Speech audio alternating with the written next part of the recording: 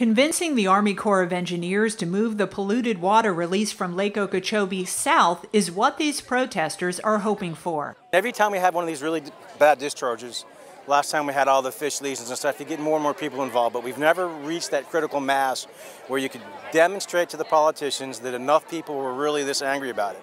For a second time this month, rallies to stop the discharges into the Indian River Lagoon have attracted thousands to come out and show their support. We've been creating these events on Facebook, and the community has become united, and we've all committed to a battle now that we won't stop until we see change.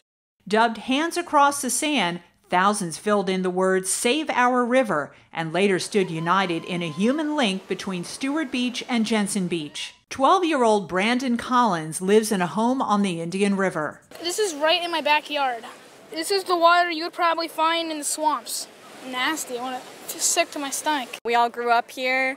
Every summer I used to come to the beach, used to go tubing and snorkeling and stuff, and now it's like we can't even go in the water. With health and economic impacts at stake, local officials are hoping state and federal authorities will finally take action. The #1 private employer in Martin County is the Indian River Lagoon and its primary tributary, the St. Lucie River. We have hundreds and hundreds of people sitting idle without work right now, and we're losing hundreds of thousands of dollars, as we speak, and it's just not fair.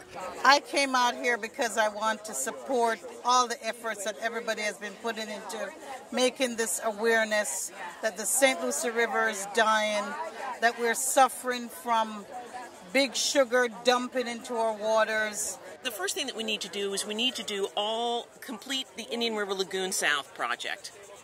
It's authorized into federal law. We've acquired most of the land necessary to do the projects. It's time to stop fiddling around, kicking the can down the road, and to actually implement the projects. The Guardians of Martin County support CERP, which stands for the Comprehensive Everglades Restoration Plan, with hope that it will improve the health of our waterways. Everything is being affected, okay?